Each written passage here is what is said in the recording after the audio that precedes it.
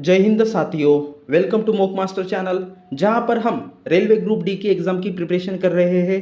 तो अगर आप इस चैनल पर नए हो तो लाइक शेयर एंड सब्सक्राइब ज़रूर कीजिए, क्योंकि आने वाले सभी वीडियोस के लिए आपको नोटिफिकेशन मिलेगी। तो चलिए हम इस क्लास को स्टार्ट करते हैं। हमारी इस क्लास का फर्स्ट क्वेश्चन जो आपके साइंस पर आधारित है, तो आपका इस क्लास का फर्स्ट क्वेश्चन 1 एग्रोस्टोलॉजी में अध्ययन होता है। तो एग्रोस्टोलॉजी में किसका अध्ययन होता है? ऑप्शन ए तेल बीजों का, या ऑप्शन बी फसलों का, या ऑप्शन सी घासों का, या ऑप्शन डी फलों का। तो किसका अध्ययन होता है एग्रोस्टोलॉजी में?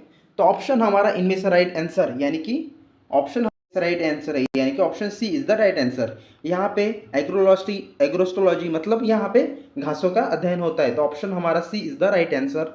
तो यहाँ पर एग्रोस्टोलॉजी के बारे में कुछ पढ़ते हैं। एग्रोस्टोलॉजी मतलब घासों के वैज्ञानिक अध्ययन को संदर्भित करता है, जिसमें उनकी संरचना, वर्गीकरण और विकास की ओर परिस्थिति की शामिल है। घासों के प्रकार, जैसे एग्रोस्टोलॉजी में घासों के अध्ययन होता है तो उसमें क्या क्या आता है? गेहूँ, चावल, मक्का, गन्ना और जंगली घास जैसे विभिन्न प्रकार की घासों का अध्ययन किया जाता है। तो ये रहे इसके कुछ इंपॉर्टेंट पॉइंट। चलिए नेक्स्ट क्वेश्चन की तरफ बढ़ते हैं। क्वेश्चन 2 हमारा, यदि एक जीवाणु कोशिका प्रति 20 मिनटों में विभाजित होती है तो 2 घंटे में कितने जीवाणु बनेंगे? तो ऑप्शन हमारा इनमें से राइट आंसर कौन सा हो सकता है? यदि एक जीवाणु कोशिका प्रति 20 मिनटों में विभाजित होती है तो 2 घंटे में कितने जीवाणु बनेंगे? तो ऑप्शन हमारा इनमें से राइट आंसर यानी कि ऑप्शन हमारा ए 4, या ऑप्शन बी 16, या ऑप्शन सी 8, या ऑप्शन डी 64। तो ऑप्शन हमारा इनमें से राइट आंसर यानी कि option D is the right answer. यहाँ पर ऑप्शन हमारा D is the right answer, यहाँ पर 64 बनेंगे। तो यहाँ पर हम इसके बारे में कुछ इंपॉर्टेंट पॉइंट पढ़ेंगे। यदि एक जीवाणु कोशिका हर 20 मिनट में विभाजित होती है तो 2 घंटे मतलब 120 मिनट में एक जीवाणु कोशिका 2 से घात की 64 जीवाणु बनेंगे। तो 64 इज द राइट आंसर, मतलब 64, क्योंकि 120 मिनट में मतलब 120 मिनट में मतलब 2 घंटे में 6 विभाजन होंगे, तो 64 is the right answer. Next question की तरफ बढ़ते हैं। क्वेश्चन 3 हमारा, कवकों द्वारा रिजर्व भोज्य पदार्थ किस रूप में संचित होता है? तो कवकों द्वारा रिजर्व भोज्य पदार्थ किस रूप में संचित होता है? ऑप्शन ए ग्लाइकोजन के रूप में, या ऑप्शन बी तेलकायों के रूप में, या ऑप्शन सी स्टार्च के रूप में, या ऑप्शन डी अल्कोहल के रूप में। तो ऑप्शन हमारा इनमें से राइट आंसर कौन सा हो सकता है? जो कवकों द्वारा रिजर्व भोज्य पदार्थ जो संचित होता है वो किस रूप में होता है? तो ऑप्शन हमारा इनमें से राइट आंसर यानी कि option A is the right answer. ये ग्लाइकोजन के रूप में संचित होता है, तो ऑप्शन हमारा ए इज द राइट आंसर। चलिए इसके बारे में कुछ पढ़ते हैं। कोको में रिजर्व भोज्य पदार्थ ग्लाइकोजन के रूप में होता है, संचित होता है, जो ग्लूकोज का एक बहुकोशीय पॉलीसेकेराइड होता है। तो ग्लाइकोजन यह कवक जानवर और मनुष्य के ऊर्जा भंडारण के लिए महत्वपूर्ण होता है। ऊर्जा भंडारण के लिए महत्वपूर्ण होता है क्योंकि ग्लूकोज का ग्लाइकोजन में टूटता है। तो पौधे, जबकि कवकों ग्लाइकोजन का उपयोग करते हैं, पौधे स्टार्च के रूप में भी भोजन संग्रहित करते हैं। तो ये आपके कुछ इंपॉर्टेंट पॉइंट, जैसे पौधे में किसको संचित होता है? ये पौधे स्टार्च के रूप में भोजन संग्रहित करते हैं। तो चलिए नेक्स्ट क्वेश्चन की तरफ बढ़ते हैं। क्वेश्चन हमारा 4, वृक्ष के छालों पर उगने वाले कवक कहलाते हैं। तो ऑप्शन हमारा इनमें से राइट आंसर कौन सा हो सकता है? ऑप्शन ए कोर्टिकलस, या ऑप्शन बी जूफिलस, या ऑप्शन सी साक्सिलोकोलस, या ऑप्शन डी कोप्रोफिलस। तो ऑप्शन हमारा इनमें से राइट आंसर कौन सा हो सकता है? जहाँ पर वृक्षों पर जो कवक उगते हैं, तो ऑप्शन हमारा इनमें से राइट आंसर कौन सा होता है? तो ऑप्शन हमारा इनमें से राइट आंसर है यानी कि ऑप्शन ए कोर्टिकलस कहते हैं। तो वृक्षों पर जो छालों पर जो कवक निकलते हैं, उगते हैं, तो उन्हें हम कोर्टिकोलस कहते हैं। तो ऑप्शन हमारा इज द राइट आंसर। तो चलिए इसके बारे में कुछ पढ़ते हैं कोर्टिकोलस के बारे में। यह शब्द उन कवकों के लिए प्रयोग किया जाता है जो विशेष रूप से पेड़ों की छाल पर उगते हैं। अन्य कवक जैसे लकड़ी पर उगने वाले कवक को हम क्या कहते हैं? लिग्निकोलस। तो ये इसके कुछ इंपॉर्टेंट पॉइंट, मतलब लिग्निकोलस, जो हम लकड़ी पर जो कवक उगते हैं तो उन्हें हम लिग्निकोलस कहते हैं। जो गोबर पर कवक उगते हैं तो उन्हें हम कोप्रोफिलस कहते हैं। और जो मिट्टी पर उगने वाले कवक जो हम खाते हैं, मिट्टी पर उगने वाले कवक, उन्हें हम टेरिकोलस कहते हैं। और जो चट्टानों पर उगने वाले कवक उन्हें हम सेक्सिकोलस कहते हैं। तो ये है इसके कुछ इंपॉर्टेंट पॉइंट और इन्हें इन नाम से जाना जाता है। तो चलिए नेक्स्ट क्वेश्चन की तरफ बढ़ते हैं। क्वेश्चन हमारा 5, औद्योगिक स्तर पर पेनिसिलिन प्राप्त किससे किया जाता है? तो औद्योगिक स्तर पर पेनिसिलिन किससे प्राप्त किया जाता है? ऑप्शन ए पेनिसिलियम एक्सपेंशन से, या ऑप्शन बी पेनिसिलियम क्राइसोजेनियम से, या ऑप्शन सी पेनिसिलियम नोवाटोडेम से, या ऑप्शन डी पेनिसिलियम क्वेलिफॉर्म से। तो किससे प्राप्त किया जाता है औद्योगिक स्तर पर पेनिसिलिन का? तो ऑप्शन हमारा इनमें से राइट आंसर कौन सा होता है? तो ऑप्शन हमारा इनमें से राइट आंसर यानी कि option B is the right answer, मतलब पेनिसिलियम क्राइसोजेनियम से प्राप्त किया जाता है औद्योगिक स्तर पर। पेनिसिलियम यहाँ पे क्राइसोजेनियम से प्राप्त किया जाता है, तो ऑप्शन हमारा B is the right answer.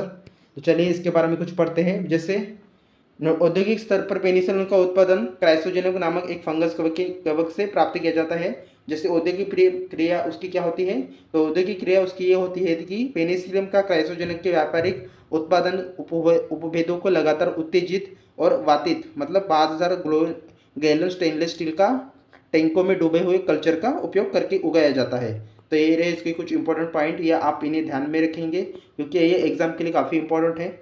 चलिए नेक्स्ट क्वेश्चन हमारा 6, कुरिंजी पुष्प के 12 वर्ष में एक बार खिलने का कारण क्या है? जो कुरिंजी पुष्प है वो ये 12 वर्ष में एक ही बार उगता है या खिलता है, तो उसका रीज़न क्या है? ऑप्शन ए प्रकाश अवधि है, या ऑप्शन बी अधिकता अवधि, या ऑप्शन सी फ्लोरिजन स्त्रव, या ऑप्शन डी उपयुक्त, या फिर इन ये सभी रीज़न। तो ऑप्शन हमारा इनमें से राइट आंसर कौन सा होता है? तो ऑप्शन हमारा इनमें से राइट आंसर यानी कि ऑप्शन यहाँ पे राइट है आंसर ऑप्शन सी, ये फ्लोरिजन स्त्रव के रीजन से ये कुरिंजी पुष्प 12 वर्ष में सिर्फ एक ही बार खिलता है। तो ऑप्शन हमारा C is the right answer. तो चलिए इसके बारे में कुछ पढ़ते हैं। मतलब जो नील कुरिंजी पुष्प है उन्हें हम जो 12 वर्ष में एक बार खिलने का मुख्य कारण है इस पौधे का जीवन चक्र, जिससे फूलने से पहले 12 साल का विकास और अपरिपक्वता का समय लगता है, इसी रीज़न से वो 12 वर्ष में एक ही बार खिलता है। अन्य जानकारी जैसे इसके बारे में कुछ इंपॉर्टेंट पॉइंट, नील कुरिंजी के फूल से निकलने वाले शहद को हम कुरिंजी धन कहते हैं। यह फूल 12 साल में एक बार खिलता है, इसलिए इसका शहद बाजारों में ना के बराबर मिलता है। यहाँ पर उसका शहद बाजारों में के ना के बराबर मिलता है क्योंकि ये 12 साल में एक बार खिलता है। तो ये इसके रीज़न है और इसके कुछ इंपॉर्टेंट पॉइंट। तो चलिए नेक्स्ट क्वेश्चन की तरफ बढ़ते हैं। क्वेश्चन हमारा 7, फूलगोभी में पौधों का उपयोग भाग कौन सा होता है? जो फूलगोभी होती है उसमें पौधे का उपयोगी भाग कौन सा होता है? ऑप्शन ए भूमिगत डंक, या ऑप्शन बी जड़, या ऑप्शन सी ताजा पुष्प समूह, या ऑप्शन डी पत्ते। तो ऑप्शन हमारा इनमें से राइट आंसर कौन सा होता है? तो ऑप्शन हमारा इनमें से राइट आंसर है यानी कि option C is the right answer. यहाँ पे ऑप्शन हमारा राइट आंसर ताजा पुष्प समूह है। जैसे फूलगोभी का जो पौधे का उपयोगी भाग ये ताजा पुष्प समूह होता है। तो ऑप्शन हमारा C is the right answer. Next question हमारा 8, पत्ता गोभी खाद्य पदार्थ का संग्रह कहाँ करता है? तो आपका ये क्वेश्चन का आंसर हमें कमेंट में ज़रूर बताइए। ऑप्शन ए तना, या ऑप्शन बी फूल, या ऑप्शन सी जड़, या ऑप्शन डी पत्तियाँ। तो ऑप्शन हमारा इनमें से राइट आंसर कौन सा होता है? क्योंकि ये आसान सा क्वेश्चन है, इसका आंसर आपको आना चाहिए। नेक्स्ट क्वेश्चन हमारा 9, इनमें से कौन प्रकंद का उदाहरण है? क्वेश्चन है हमारा 8, इनमें से कौन सा प्रकंद का उदाहरण है? ऑप्शन ए लहसुन, या ऑप्शन बी आलू, या ऑप्शन सी अदरक, या ऑप्शन डी जिमीकंद। तो कौन सा प्रकंद का उदाहरण है? तो ऑप्शन हमारा इनमें से राइट आंसर कौन सा होता है? तो ऑप्शन हमारा इनमें से राइट आंसर है यानी कि ऑप्शन ए यानी कि लहसुन इज द राइट आंसर। यहाँ पे प्रकंद का उदाहरण लहसुन होता है, ये आलू नहीं होता है, अदरक नहीं होता है, जिमीकंद नहीं होता है, ये लहसुन होता है प्रकंद का उदाहरण। तो चलिए इसके बारे में कुछ पढ़ते हैं। प्रकंद क्या होता है? तो प्रकंद क्या होता है? प्रकंद ये होता है एक भूमिगत तना होता है जो क्षैतिज रूप से बढ़ता है। जो एक भूमिगत तना है यह पौधे के लिए पोषक तत्वों और पानी का भंडारण करता है। प्रकंद से नए पौधे का विकसित भी हो सकते हैं। उदाहरण अदरक, हल्दी, कैना, केला, गेलगेल, फिंगरोड, कमल, अरबी, फर्न और जन्ने, ये इसके उदाहरण है। तो ये आपके ये सभी उदाहरण को आप ध्यान से पढ़िए क्योंकि एग्जाम के लिए काफ़ी इंपॉर्टेंट है, क्योंकि ऐसे क्वेश्चन बार बार एग्जाम में पूछे जाते हैं। चलिए नेक्स्ट क्वेश्चन हमारा 10, भ्रूण किससे मिलता है? तो क्वेश्चन 10 हमारा भ्रूण किस में मिलता है? ऑप्शन ए फूल, या ऑप्शन बी पर्ण, या ऑप्शन सी बीज, या ऑप्शन डी कली। तो किस में मिलता है भ्रूण? तो ऑप्शन हमारा इनमें से राइट आंसर कौन सा होता है? तो ऑप्शन हमारा इनमें से राइट आंसर है यानी कि ऑप्शन सी, ये बीज में मिलता है। भ्रूण कहाँ मिलता है? ये बीज में मिलता है। तो ऑप्शन हमारा सी इज़ द राइट आंसर। तो चलिए इसके बारे में कुछ पढ़ते हैं। जैसे भ्रूण यानी कि एम्ब्रियो, तो भ्रूण को हम एम्ब्रियो कहते हैं जो बीज में सीड में पाया जाता है, जो कि एक पौधे के विकास का प्रारंभिक चरण होता है। जो पौधे का विकास का प्रारंभिक मतलब शुरुआत का चरण होता है। जैसे बीज में भ्रूण, बीज के अंदर भ्रूण के पौधों की जड़ों, तनों और पत्तियों की शुरुआती रूप से धारण करता है। विकास, उसका विकास कैसे होता है? जैसे भ्रूण निषेचित होने के बाद विकसित होता है और एक कली या बीज का होता है और उसका अंकुरन जब भ्रूण अंकुरित होने लगता है तो ये बीज से बाहर निकलकर एक नया पौधा बनता है। तो चलिए इसके बारे में कुछ इंपॉर्टेंट पॉइंट ये सभी आपको ध्यान में रखना है। नेक्स्ट क्वेश्चन, क्वेश्चन हमारा 11, निम्नलिखित में से कौन सा फल अनिश्चय अनिश्चय फलकनीय है? तो कौन सा है? ऑप्शन ए केला, या ऑप्शन बी सेब, या ऑप्शन सी शहतूत, या ऑप्शन डी स्ट्रॉबेरी। तो कौन सा फल अनिश्चय फलनीय है? तो ऑप्शन हमारा इनमें से राइट आंसर कौन सा होता है? यानी कि option A is the right answer. यहाँ पर केला is the right answer. Next question, question हमारा 12, निम्नलिखित में से कौन सा युग्म सम्मिलित नहीं है? तो कौन सा युग्म सम्मिलित नहीं है? ऑप्शन ए अमरबेल तना परजीवी, या ऑप्शन बी चंदन परजीवी, या ऑप्शन सी आर्किड अधिपादक, या ऑप्शन डी घटपर्णी जलोदपीद। तो ऑप्शन हमारा इनमें से राइट आंसर कौन सा होता है? तो ऑप्शन हमारा इनमें से राइट आंसर यानी कि option D is the right answer. यहाँ पर कौन सा युग्म में सम्मिलित नहीं है? यानी कि ऑप्शन डी घटपर्णी जलोदपीद, ये इन समूह से सम्मिलित नहीं होता है। तो ऑप्शन हमारा D is the right answer. Next question, question हमारा 13, चमगादड़ द्वारा परागण कल आता है? तो चमगादड़ द्वारा परागण क्या कहलाता है? ऑप्शन ए एंटोमोफिली, या ऑप्शन बी एनोमोफिली, या ऑप्शन सी आर्निथोफिली, या ऑप्शन डी चिरेप्टोरोफिली। तो ऑप्शन हमारा इनमें से राइट आंसर कौन सा होता है? तो ऑप्शन हमारा इनमें से राइट आंसर है यानी कि option D is the right answer. जो चमगादड़ द्वारा परागण क्या कहलाता है? ये चिरेप्टोरोफिली इज द राइट आंसर, यानी कि option D is the right answer. तो चलिए इसके बारे में कुछ पढ़ते हैं। जैसे चमगादड़ द्वारा परागण कहलाता है, ये कई पौधों के लिए महत्वपूर्ण परागण होते हैं, खासकर ये खासकर ये उष्णकटिबंधीय क्षेत्रों में इम्पोर्टेंट है। पौधे के लिए लाभ, ये पौधे के लिए लाभ होता है जैसे चमगादड़ द्वारा परागण, क्योंकि ये अधिक दूरी तक परागण ले जा सकते हैं, जिसमें पौधों के लिए बेहतर संकरण होता है। नेक्स्ट क्वेश्चन, क्वेश्चन हमारा 14, सॉर्स क्या है? तो सॉर्स क्या है? ऑप्शन ए संगठन, या ऑप्शन बी विषाणुजनित रोग, या ऑप्शन सी विद्युपोत, या ऑप्शन डी संचार प्रणाली। तो कौन सा राइट आंसर है यहाँ का? सॉर्स क्या है? तो ऑप्शन हमारा इनमें से राइट आंसर कौन सा होता है? यानी कि B, option B is the right answer. यहाँ पे विषाणुजनित रोग होता है, सॉर्स एक विषाणुजनित रोग होता है। तो ऑप्शन हमारा B is the right answer. Next question, question हमारा 15, एड्स फैलता है? तो एड्स किससे फैलता है? ऑप्शन ए हाथ मिलाने से, या ऑप्शन बी श्वास संपर्क से, या ऑप्शन सी कीटों से, या ऑप्शन डी शारीरिक संपर्कों से। तो किससे फैलता है एड्स? तो ऑप्शन हमारा इनमें से राइट आंसर कौन सा होता है?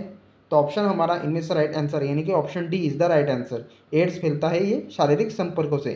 तो ऑप्शन हमारा D is the right answer. यहाँ पर हाथ मिलाने से नहीं फैलता है, श्वास संपर्क से या फिर कीटों से, ये सिर्फ शारीरिक संपर्कों से फैलता है एड्स। तो चलिए इसके बारे में कुछ पढ़ते हैं, मतलब इंपॉर्टेंट पॉइंट।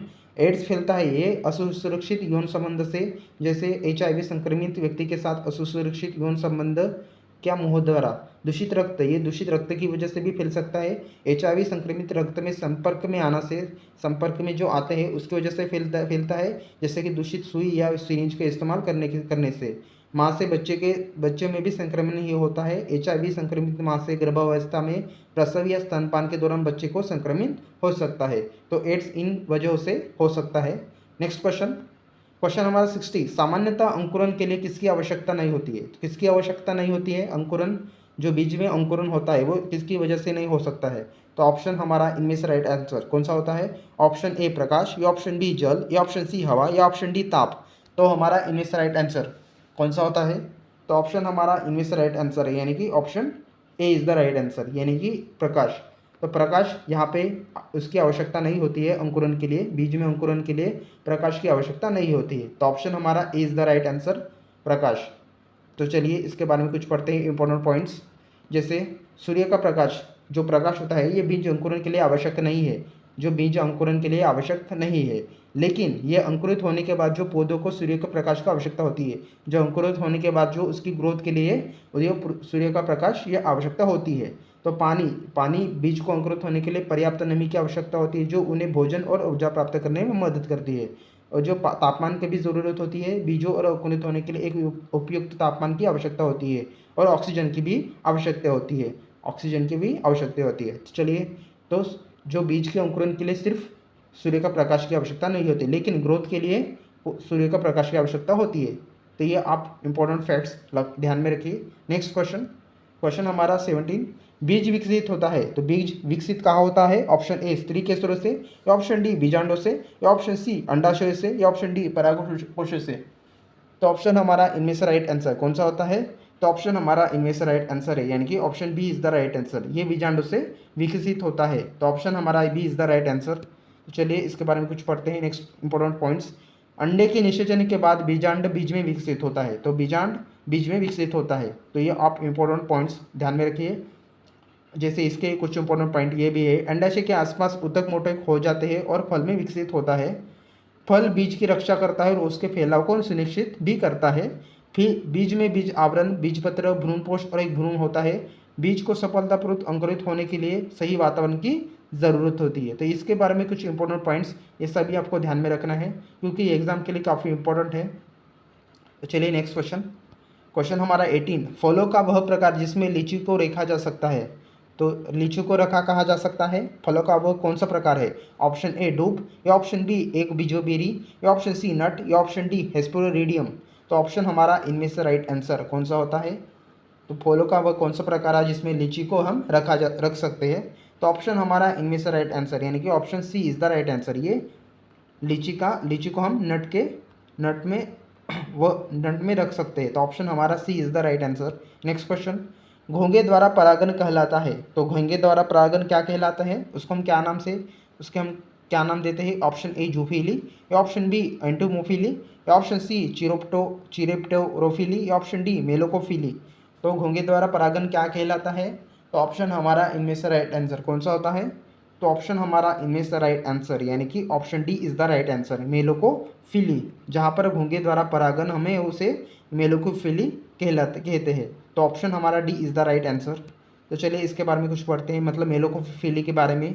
मेलोकोफिली यह एक परागण का प्रकार है। यह परागण का प्रकार है जिसमें घोंघे या स्लग परागणों को एक फल से दूसरे फल में स्थानांतरित करते हैं।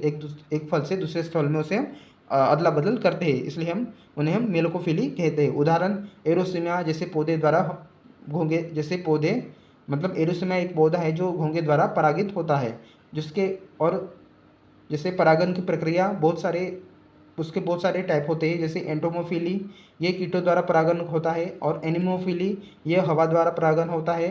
हाइड्रोफिली ये पानी द्वारा परागण होता है। जूफिली ये जानवरों द्वारा परागण होता है।